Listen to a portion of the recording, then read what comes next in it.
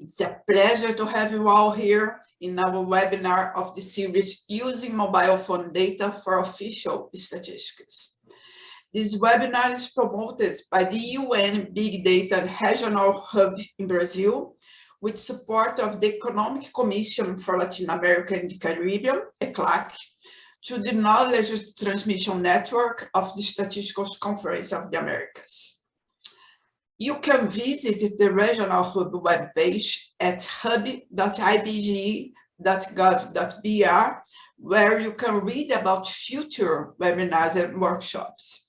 And additionally, you may access the records of our past activities. And now it's time to talk about transportation and commuting statistics. The main purpose of these statistics is to understand how people access jobs, service, and leisure. And since the widespread adoption of mobile phones, this task has reached another step and has some challenges we need to trespass. In this webinar, we will learn how NSOs, National Statistics Offices, are handling these challenges and producing information.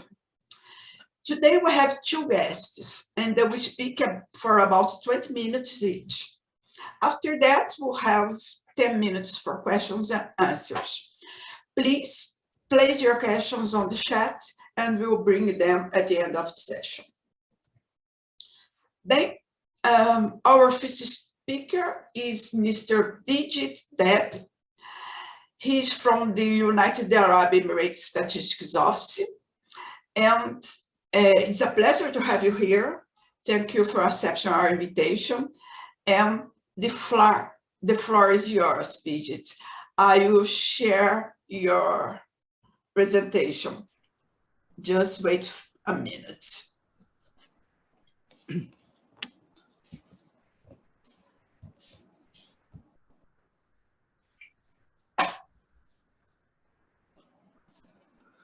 Okay, you can go.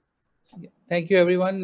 Thanks for inviting us, and we are very happy to help you set up the Brazil Regional Hub. And we have today two speakers, one B. Bijit Deb, working as a data architect in the Transport Authority, and along with me is Dr. Raj, who is a chief specialist also in the Transport Authority, specializing in transport analytics. Now, we are part of the UN mobile phone data task team led by Esperanza. And within the task team, we are working in the transport and commuting statistics subgroup, co-chaired by Alex and Latifa Al-Shehi. The objective of this of today's session is so we have prepared a mobile phone data handbook, which gives a general idea of how to use mobile phone data or mobile positioning data in transport statistics. And today's objective is to give an overview of that handbook. Next slide, please. Maria, next slide. Okay, so what are the objectives of the mobile positioning data handbook? Now, there are generally four objectives that we are trying to cover from the handbook. One is we are providing a practical guidance on how to collect and aggregate data from mobile positioning data so that they can be used for producing transport and commuting statistics. We are also trying to use any non-domain specific material developed from the other handbooks wherever it is relevant. We are also covering a number of use cases which have either succeeded or they are producing good statistics for other countries who are trying to use mobile phone data for some of their use cases. And then also we have covered a bit of data quality control, how to ensure data privacy, and other relevant standards when using the mobile phone data. Next slide. Yes. So as a transport planner, the transport statistician, they always rely on several sources of data. why do they need to analyze the transport statistics? There can be many objectives, but the top three are obviously to understand how people and goods are moving around countries using roads, railways, waterways, seas, and the air. To know how people access their job, surveys, and leisure, and whether they have access to transport services, how much distance they are traveling in an average by different transport modes, and the total number of trips taken to do capacity and demand management as well. The third one would be to understand the quantities of goods that is shipped on different modes in different countries. Now, the statisticians, they rely on two different types of data source. One is the legacy data source, and the other ones are the emerging data sources. So in legacy data sources, what are the typical data sources that comes under the legacy data source?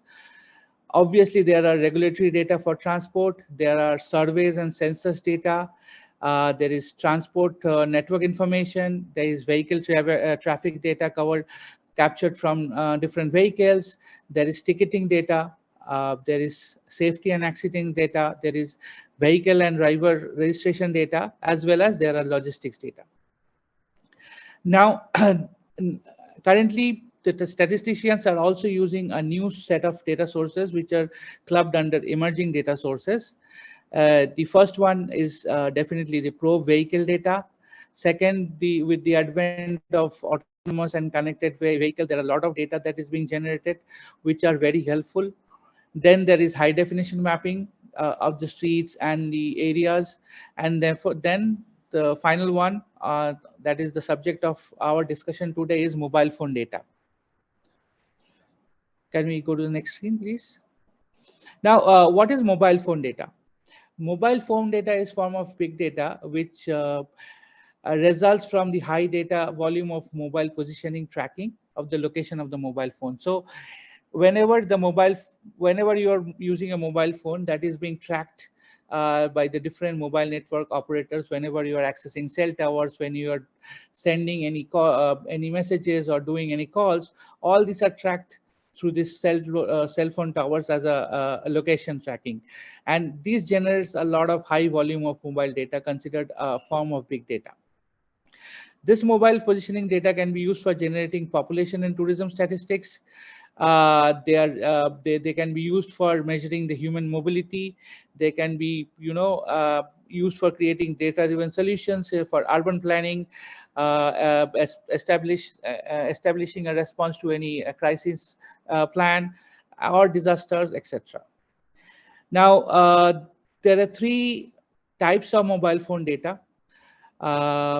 One is the data that is coming from the mobile network operator, MNO. Now, the MNOs or the cell phone provider who is providing you the cell phone service, uh, they, they can collect the data either through the CDR, that is the call detail record. Um, Whenever you make a call or receive a call, or you receive an SMS or send an SMS, that the data is generated, your location data is generated. Then there is passive signaling data, which include logs of every connection to any mobile device to the network. Uh, Again, this is like very passive, which is less active than the CDR data. And then there are active signaling data when the MNOs decide to ping your mobile to generate a location of your mobile device. Now, apart from the data that is generated from the MNOs, there are lots of and tons of data generated from the smartphone applications. Now, these smartphone applications generally use your GPS sensors, and they are very highly accurate because the accuracy is within few meters. Uh, Whenever you open an app, you do a check-in or you connect to a public network, or any map which is collecting your location on your background or your foreground. So through these ways, like a lot of data can be generated from the smartphone. Then obviously there is digital survey data where you send user response, your through phones, you answer those response either through online surveys or mobile app surveys or digital diaries. Next slide, please. Now, we understand that mobile phone data is a very prudent source of data which can be used uh, for our benefit to derive lot of transport statistics, but there are both downsides and upsides of using mobile phone data. Now, mobile phone data has higher spatiotemporal detail than the corresponding traditional output. Now, uh, like like whenever I'm generating a data from a ticketing data or from a survey data, I may be knowing only an area where you reside, but mobile phone data can give me a much more accurate data, thus thus more spatiotemporal detail. There is very negligible cost of generating the forecasts because everyone is using cell phone these days, and the CDR is collected passively by the MNOs. Uh, the mobile phone data can give you an end-to-end vision of the whole aspect of mobility. The traditional sources of data, they give you every source gives you a specific areas or specific aspects of mobility. They give a specific information, but mobile phone data gives you an end-to-end information on all aspects of mobility. Uh, the time taken to collect this data again is very less because this data is inherently collected by the MNOs.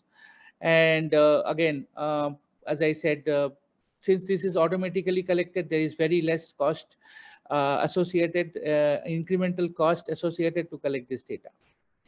Now, when we come to the drawbacks of the MPD, there are certain inherent limitations of the mobile positioning data, and as such, they cannot totally replace the traditional sources or the legacy sources.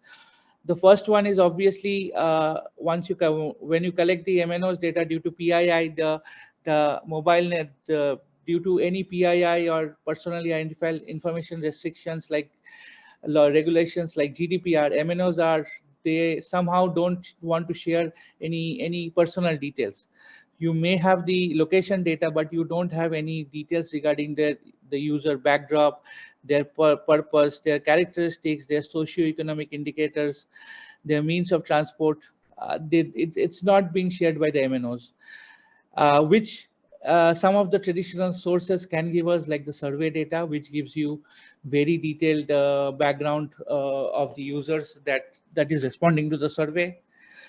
Again, since MP, like the cell phone towers are very densely populated in the city area, you get more details of the users who are, commuting in the city area. But once you go into the more urban areas, like less populated urban areas where the cell phone towers are not that much, you get very less details. So maybe your cell phone connects every 1 kilometer to a cell phone tower, whereas in city that might connect every 50 meters or every 100 meters. Uh, uh, Now, the what is the measure of the mobile positioning data usability? Now, as I said, that there are two types of data: the MNO data, the mobile network operator data, and the application data. Now, how do I measure whether my mobile phone data is useful or not? There are 5 factors which defines. One is latency. The latency is the time delay between collection of the mobile phone data and it is available for the end user to analyze it. The precision, the accuracy in terms of how accurately it is determining the location of the cell phone tower or the user's location.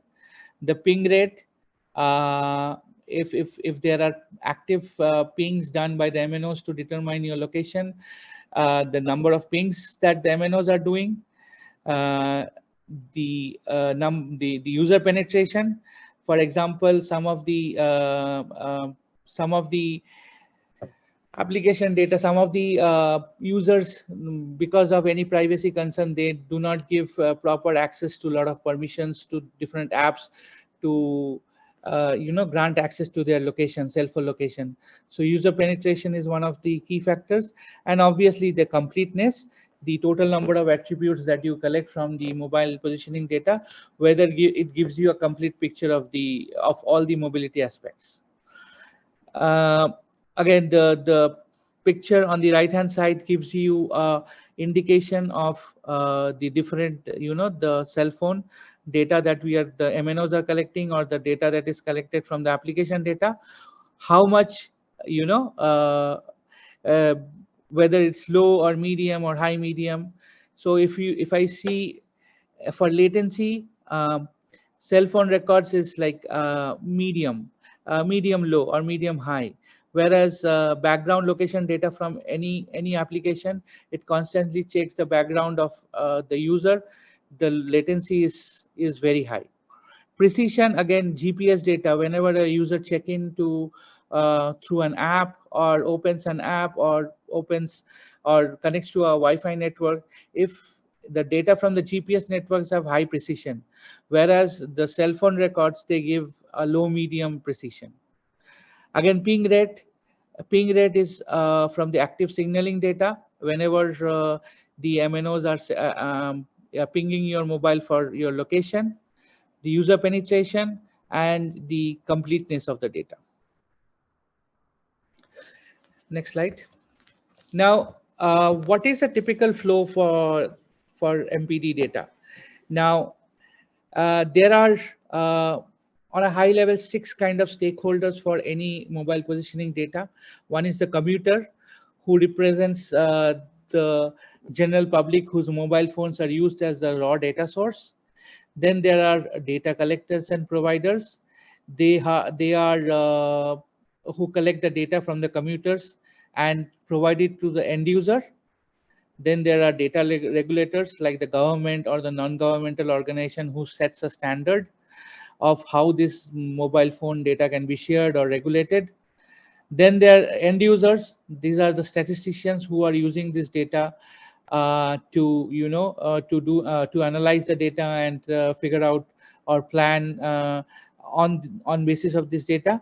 And then there are benefactors, who are not only the authorities, but also as a commuter you are also a benefactor, because if because of this data there is a planning which increases the bus service or any public transport service in your city, then ultimately you are also the benefactor of the mobile phone data.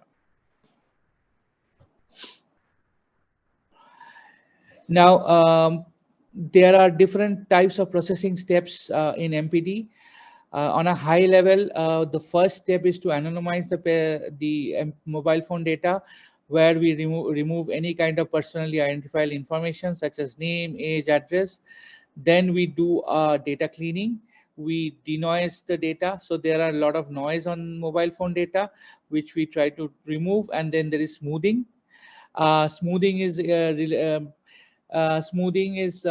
like, for example, we are removing any inaccurate data, and denoise is moving duplicate data or irrelevant data. Then we do a data integration, because mobile phone data can come from various data sources. One is the CDR data, one is the application data, user check-in data, one is the background activity data, and then the other one may be the active signaling data.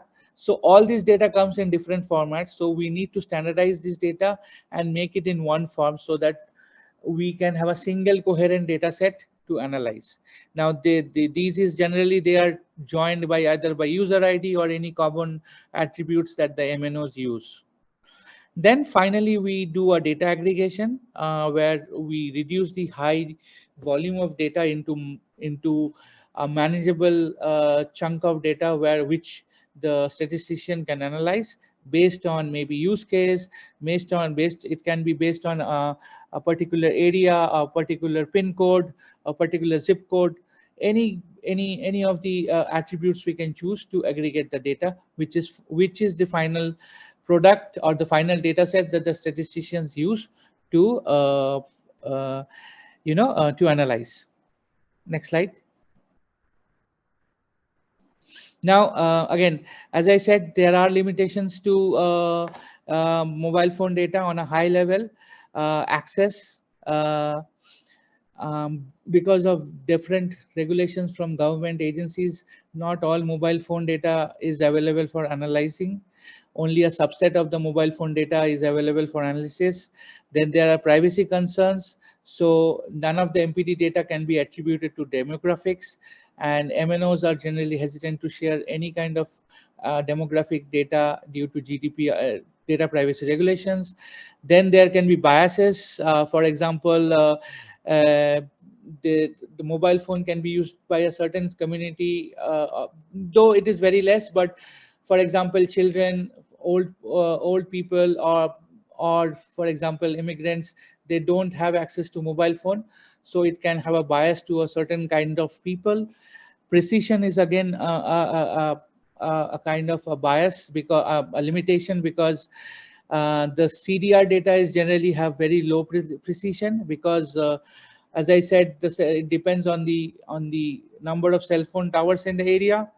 And then the processing, since it is a very it's with high noise and high resolution data set, it needs a large scale data infrastructure or IT infrastructure to process your data. Now, next slide, please. So now I'll invite Dr. Raj to speak. Dr. Raj from our team will take over. Hey guys, I hope you can hear me. So thank you, Bijit, for the very quick introduction and the detail on how mobile phone data can be used in transportation. So there are a couple of more slides where we talk about typical applications of mobile phone data in transportation.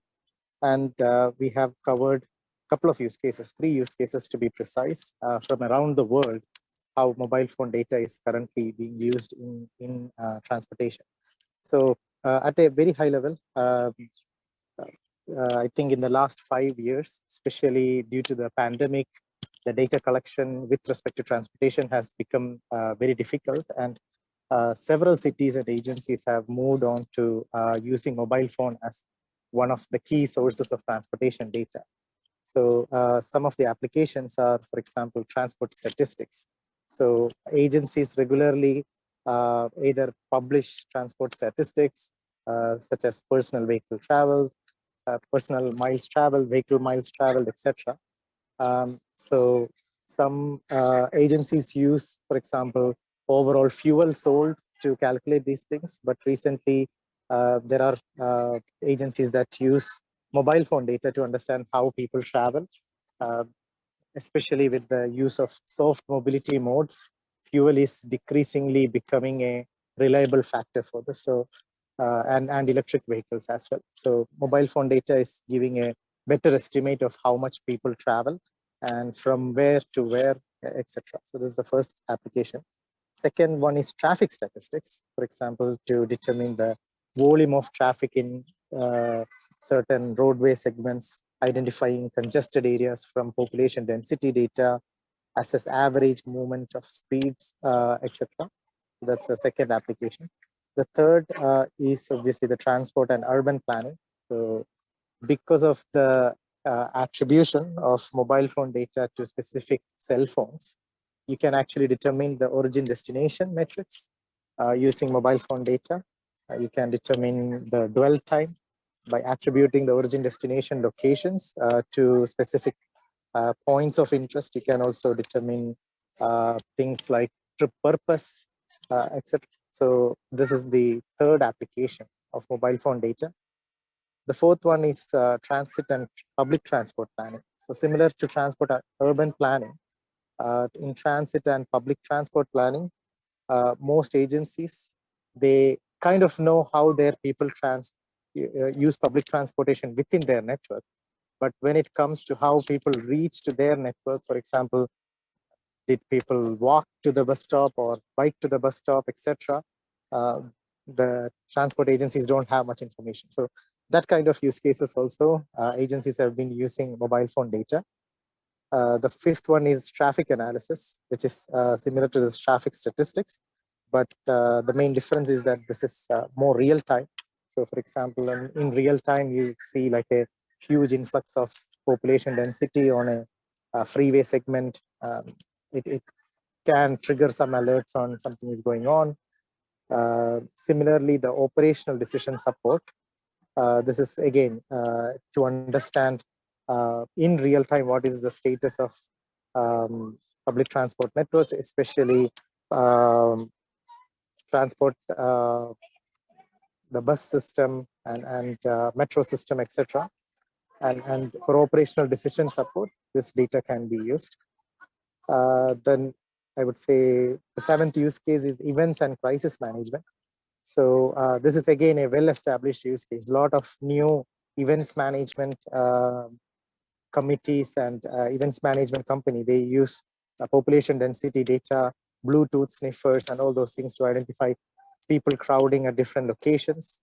For example, recently in the Expo 2021 in Dubai, we've used how population data, both from mobile phone towers as well as from Wi-Fi sniffing, it can be used in identifying public transport or needs and people crowding in different locations.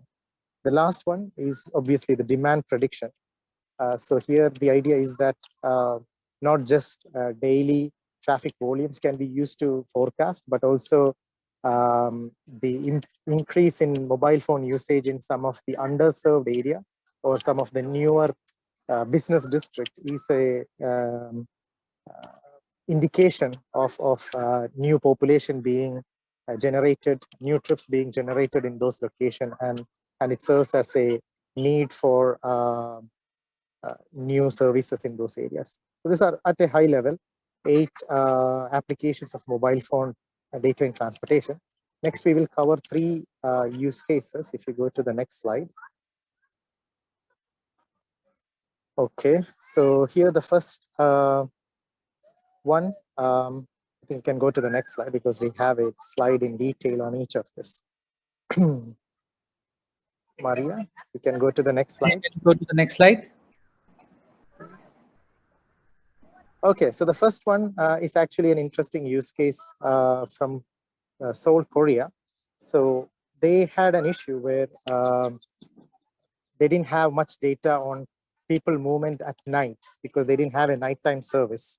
And so designing a nighttime service was difficult. So what they did at a high level is they went through the call data records, which is the call logs, to identify how people move across Seoul, city Seoul, during the nighttime hours.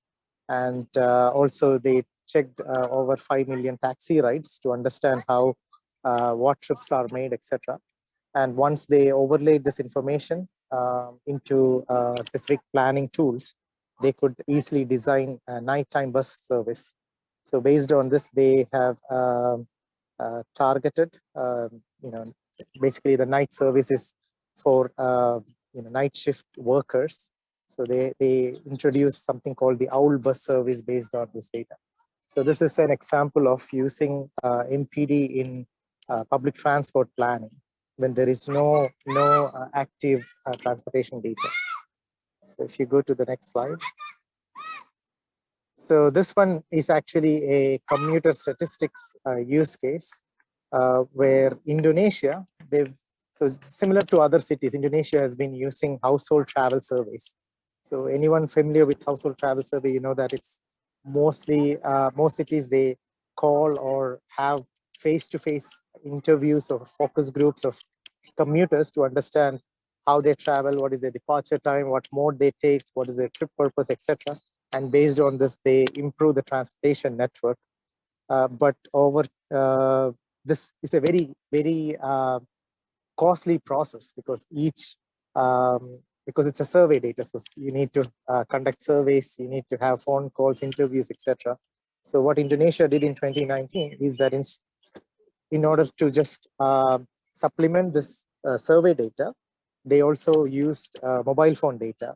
So thereby, previously they had a, I would say, survey penetration of 5,000 to 50,000 subscribers, but all of a sudden, by using mobile phone data, this increased a lot.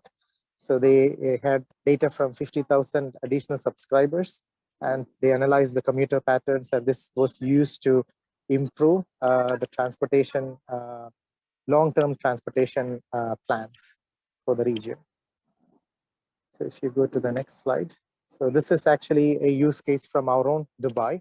So in 2021, Dubai RTA and location, what we did was we wanted to use mobile phone data in optimizing a bus station. So we have a bus station called Al Gubai bus station.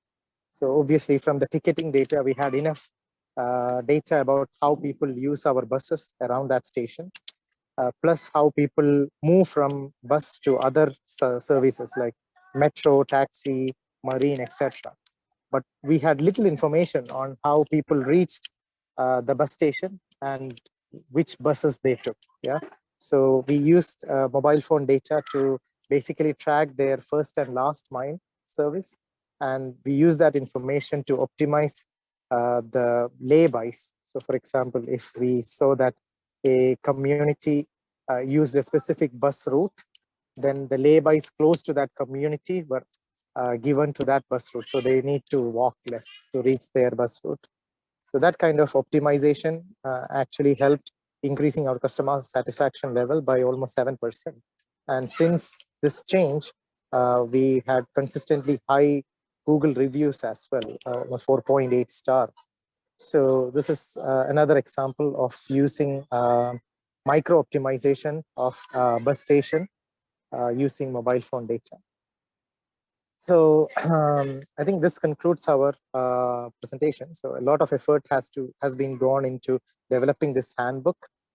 So thanks to all the contributors. But if you have any questions, please feel free to put them in the chat, and Bijit and myself, we will try our best to answer. Or you can shoot out emails to these two email addresses. And thank you everyone.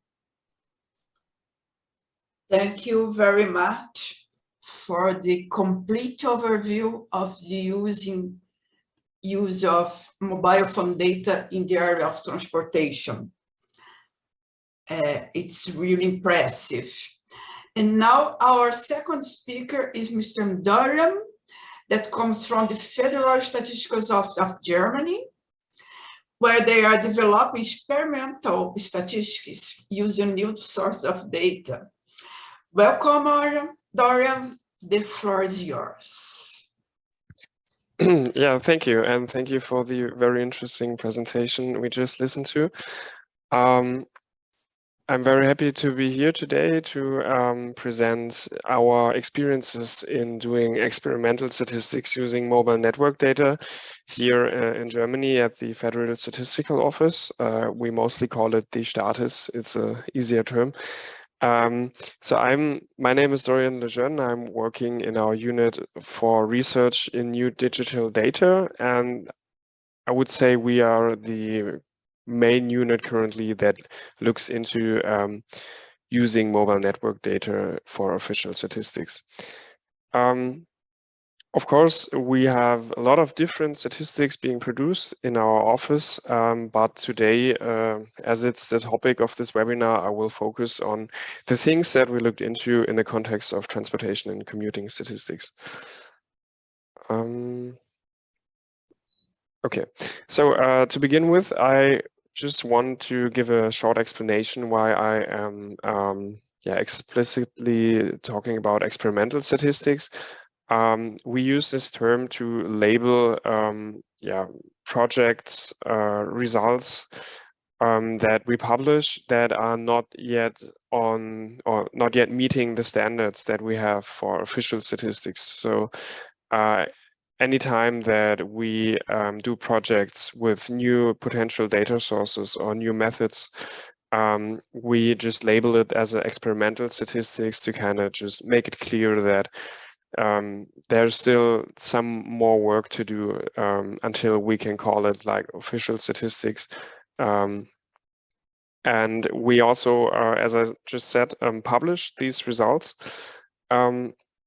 There we have two main channels, or which you can also look into, but I have to say that the second one is only available in Germany, but the first one, our Xstat page, it also is translated into English, although our articles there in their English version are much shorter than the German ones. But anyway, that's our platform where we publish the results of our ongoing or finished projects on experimental statistics, and we will also, or you will also see that we have articles on different topics with regards to mobile network data that we published there. So feel free to look into it.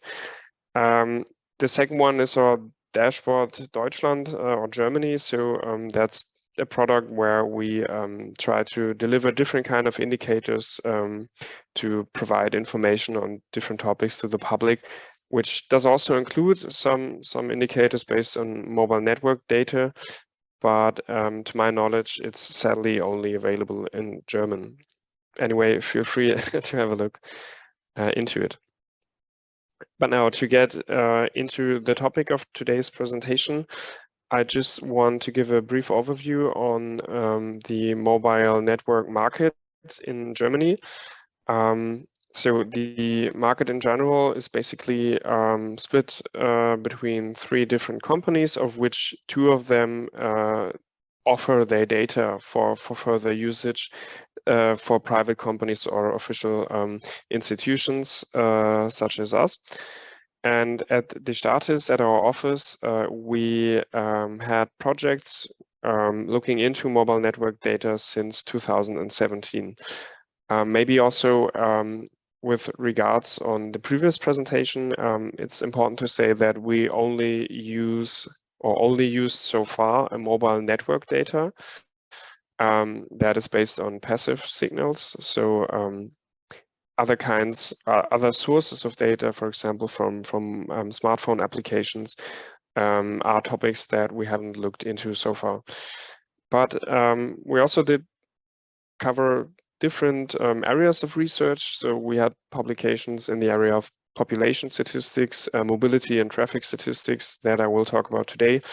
And we also looked into the areas of tourism, labor market statistics, and environmental statistics, although there's not much progress that has been made in these areas yet. Okay, so I will just start to give a brief overview on the relevant projects that we did in the area of transportation and commuting. And the first one would be the project Pendler Mobil. So it's about commuters. And the goal of this project was to explore the potential of MNO data to support the official statistics on commuters. And basically, what we learned from it was that these origin destination matrices that we used based on MNO data were or still are very promising, especially due to their spatial and temporal resolution, which is something that the official data used so far couldn't match. However, we also saw that when it comes to absolute numbers of commuters, for example, that the MNO data tend in this case to underestimate their numbers. And also when it came to the topic of trying to filter out commuters from all the movements that are registered in the data, that some of these restrictions or some of these criteria that we introduced just showed us that there is a trade-off between identifying certain population groups in the MNO and to preserve as much information as possible. So to give you an example, as one way to identify commuters, we had several criteria, and one of it was that they had to arrive in their identified work municipality before 9 a.m. And this criteria alone does introduce some problems when thinking about people with different work schedules that might not arrive at their work before 9 a.m. But we're pretty positive that these are problems that can be solved in the future. Another project that is just coming to an end but will be extended this year is called Verbindungen or Connections. It's a project that is backed by the Federal Ministry of Digital and Transport, and consists of a consortium made up from government institutions, universities, and also data providers. And the goal here is basically to further develop methods to improve some of the aspects of mobile network data. So, for example, one big focus was to improve the way that the extrapolation does work. So when we acquire data from one data provider, they also have to use some kind of extrapolation to get the absolute numbers of movements, not for their customers, but for the whole population.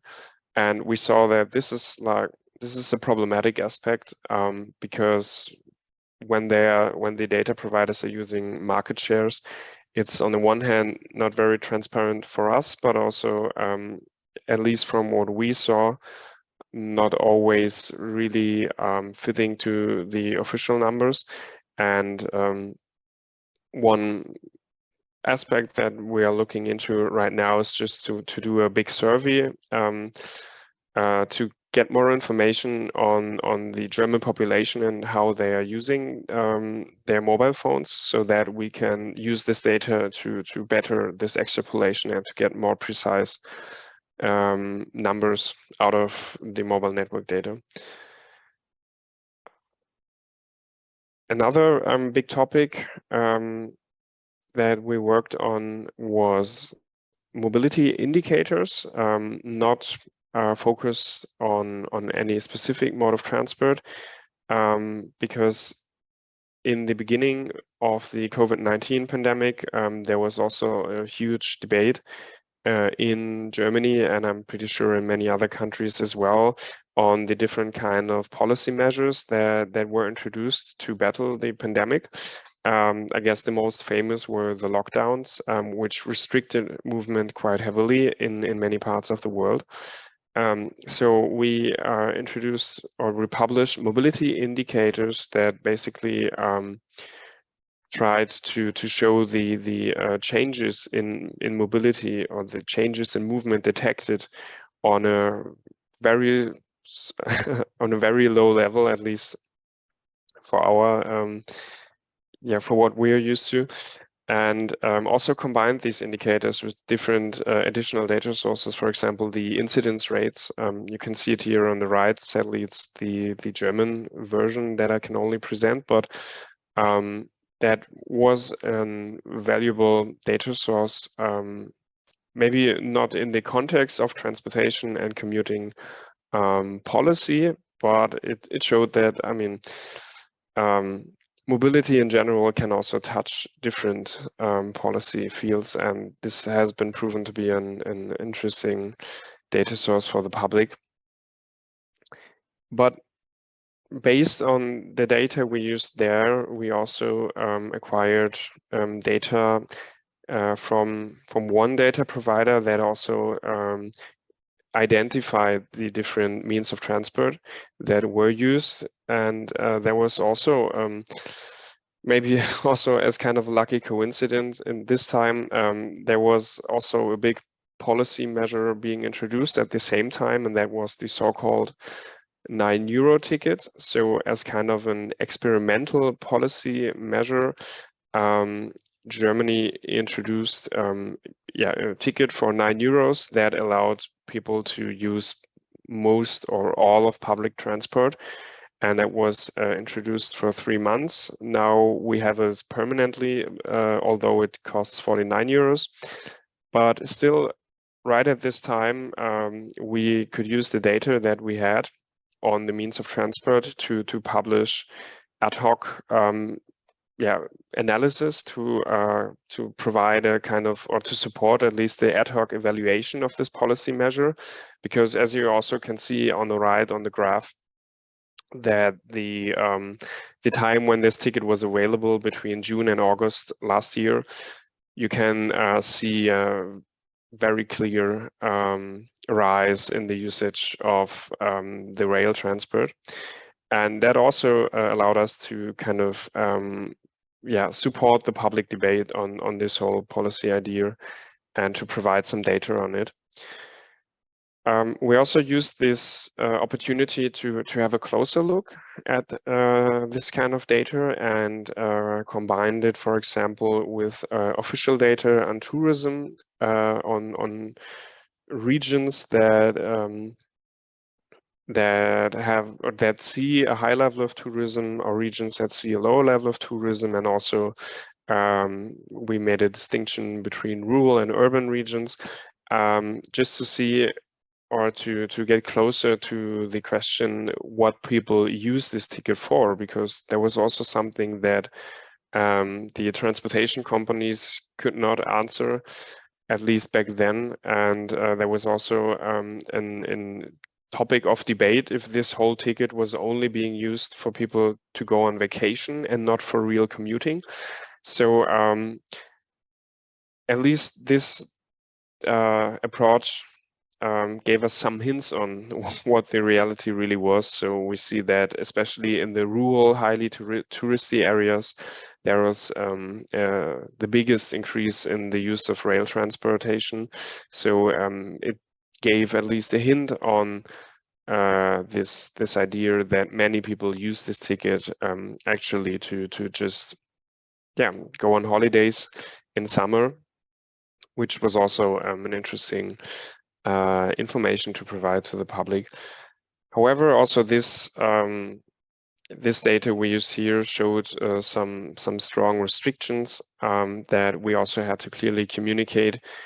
So, for example, as you can see, we have, or you can't see it here, but in the graph before, we have the road transport as one category, but the data provider was not able to further distinguish between the mode of transport used. So we couldn't say if people went to use their car or to use a bus and therefore public service, which was a very interesting question last year. And also, for example, the data provider was only able to identify these means of transports for journeys that were longer than 30 kilometers, which is, of course, also a big restriction when looking into the day-by-day behavior of people, or the mobility behavior of people every day. So to give a short summary on our experiences with mobile network data so far in this area, and maybe also an outlook on further projects, on future projects that we will do. The biggest issue for us, especially as a government institution and provider of official statistics, was that the data generating process, data aggregation process, also for a big part, is still a black box. So we do not have transparency when it comes to the steps that the data providers take to create the data set that we will receive in the end.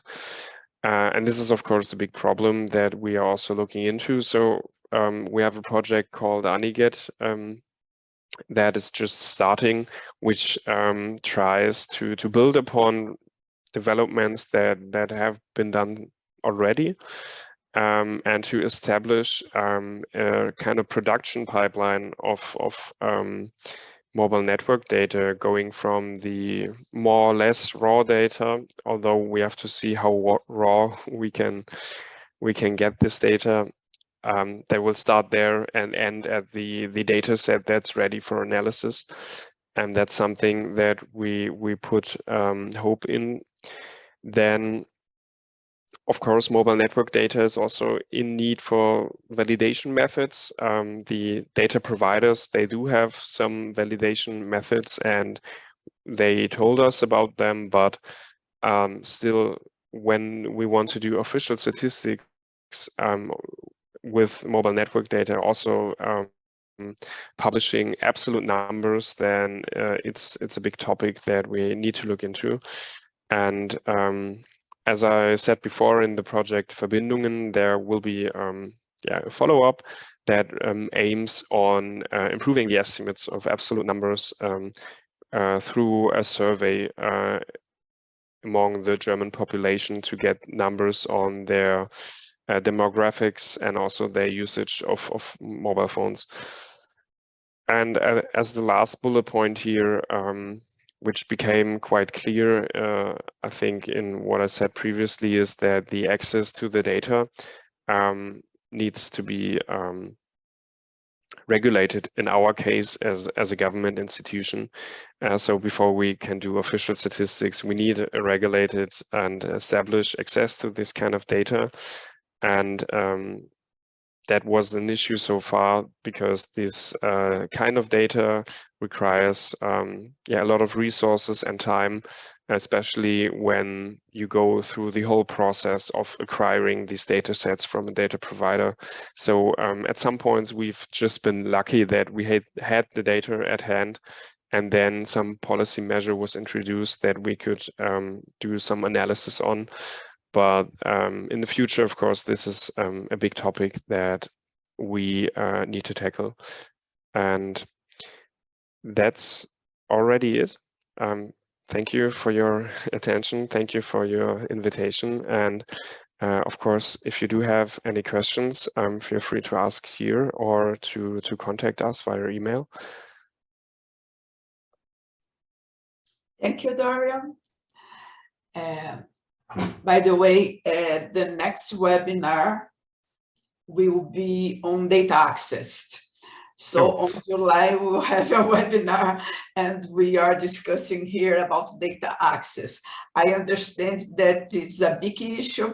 We have, as official producers of information, we need to have the data access guaranteed, because we can't stop the production of information anytime.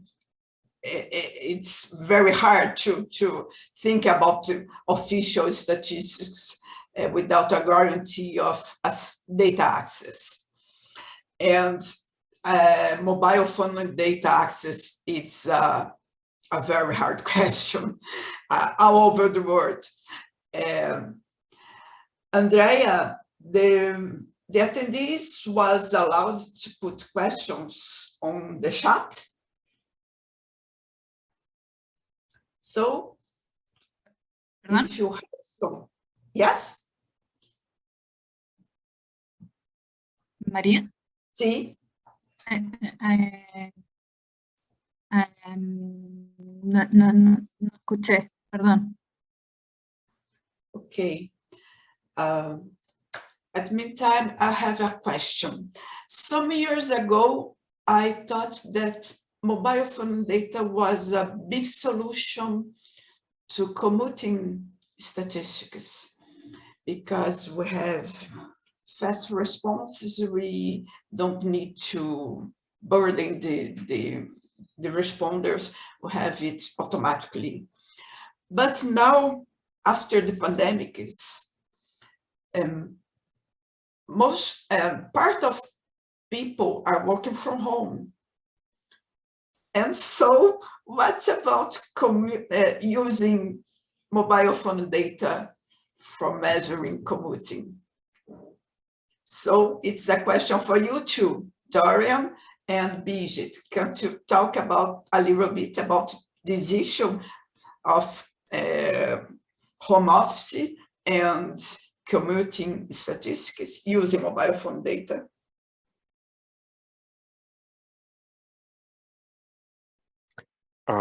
So if it's all right, I would just start.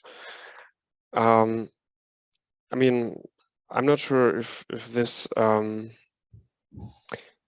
is a big problem, because I still think that using mobile network data does still allow to do statistics, and maybe also to even get a better look into the usage of home office. So at least in the last couple of months, we had some institutions also coming to us and asking us, or also newspapers asking us if we can see any kind of pattern because people tend to use more home office now in the mobile network data. And to be honest, so far we haven't seen it, but it's also very dependent on the type of aggregation of the data that we use. So we want to look into it more closely in the future.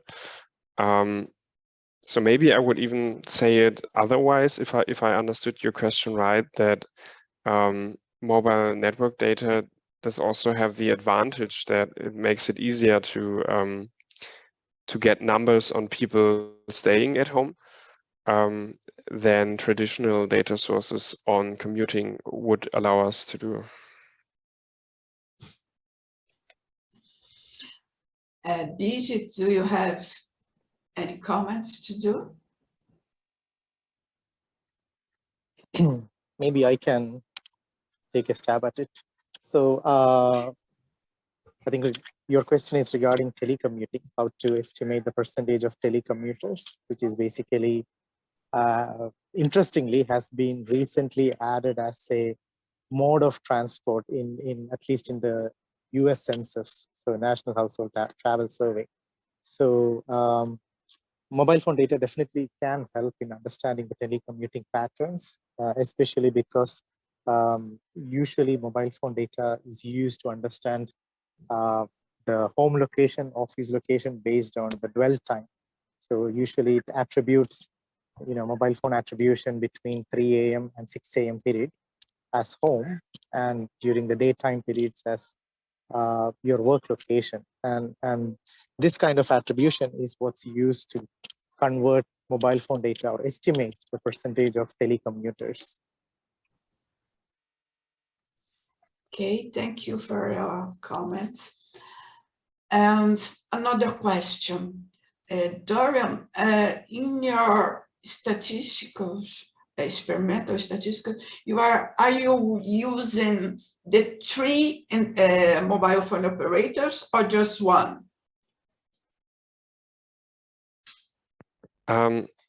For most of the projects, we only use data of one. So of the 3 data, or of the 3 MNOs in Germany, only 2 give access to their data at all, or only 2 of them provide aggregated data sets. So that's, of course, also a big issue when going forward to real production of official statistics. But I think we're pretty sure that at some point in the future, also the 3rd MNO will enter this business, just because it is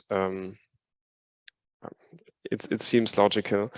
But yeah, for most of our projects, we could only use data from one provider. We also at one point did a comparison, which was also interesting to see that the 2 different MNOs also have a different set of customers. So the one was having more urban, younger customers, the other data provider more of the elderly customers. And that's, of course, also then a factor that we want to take into account going forward with future projects. Okay, thank you. And Birgit, a question for you. Application, data from application, do you think it's easier to access that data from mobile operators?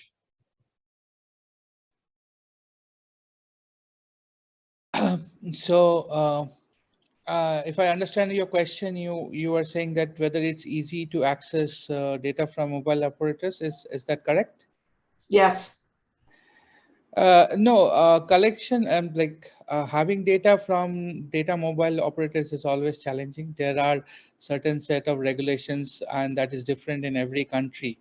Like it is different from country to country. But what I believe is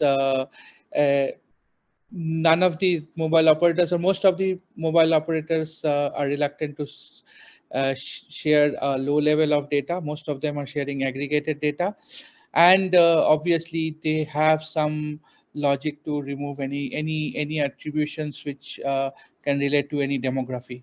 So it's kind of a challenging, but again, the depends on the country's laws and regulation that govern the sharing of mobile data with the authority. Okay, thank you. And now a question from Dominic for you too. Of course, we have some bias from mobile phone as children and elderly, some kind of rural and urban differences. But we have another bias that people usually in some countries, here in Brazil is very common, have more than one SIM card.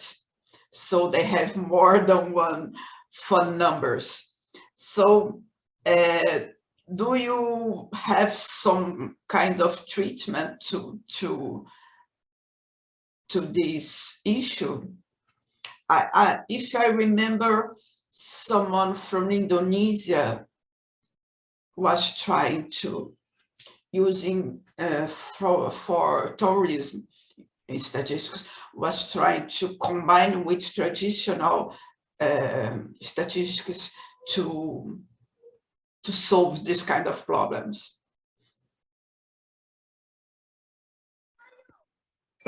Maybe I can take this because we did incur this kind of difficulty. So typically for statistical purposes, it's actually not that difficult because mobile phone operators, because when you register for mobile phone, you use some sort of identification. So at an aggregate level, they know the average number of SIM cards per person, and that kind of normalization is done in if you remember when Bijit talked about the multiple stages of processing, it's that kind of normalization is done in the mobile phone data.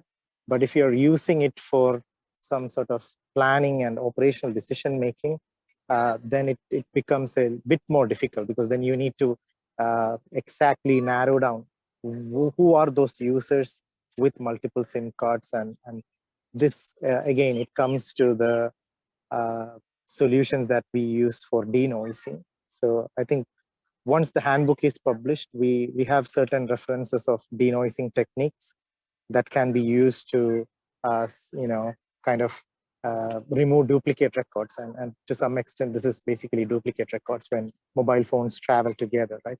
It could be just husband and wife, or it could be just a person with two cell phones. So there are certain techniques that can be used. Dara?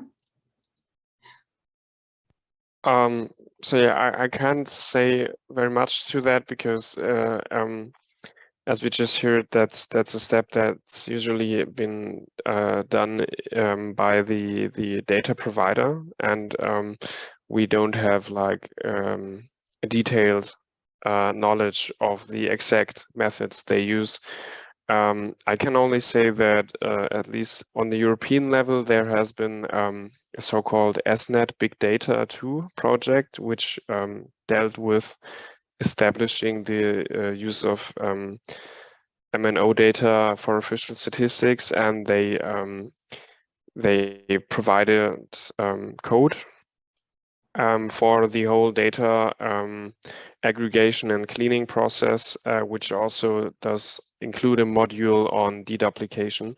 So if you're interested in the kind of methodological approach, maybe you can look into that. Okay, thank you. And the last question, because we are on time, as I said before, the mobile data does not require responses and is collected automatically. Do you feel that there is enough transparency in how this data is being collected, what's being collected, and how it's being used? What do you think?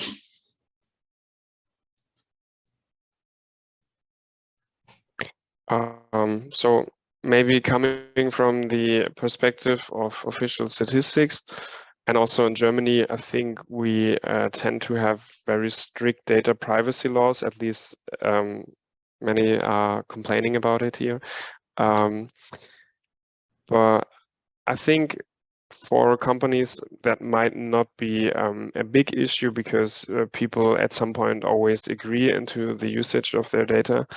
But of course, for us, it's a very important aspect. So we do know, for example, that our colleagues in the Netherlands, they were very advanced when it came to using mobile network data for official statistics.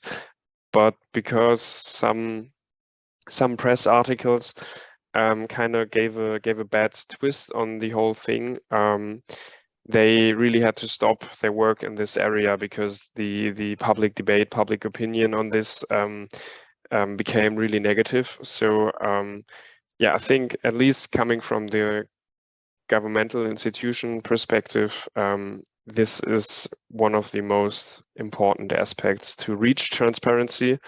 And until we don't have transparency into the process, we can also not publish MNO data as official statistics. Yes, I think it is a big issue, the transparency and confidentiality, because when you talk about mobile phones, people feels that we are tracking them on the streets. So it's not easy to demystify this thinking. Most of people doesn't understand that it's not exactly that way, but it's very hard to explain. Bijay, do you have any comments? Similarly, in Dubai, we have strict data privacy regulations such as Dubai Data Law and data privacy regulations, which which governs any kind of data sharing from the MNO to the authority to do any kind of statistics or derive any kind of statistics on mobile phone data. But as I said, there are various ways the mobile data is collected. One is the data from the MNO, and the other is the smartphone application data. I think for the smartphone application data, user have can actually give preference whether or not the data can be collected from the app. So user has the control over the data.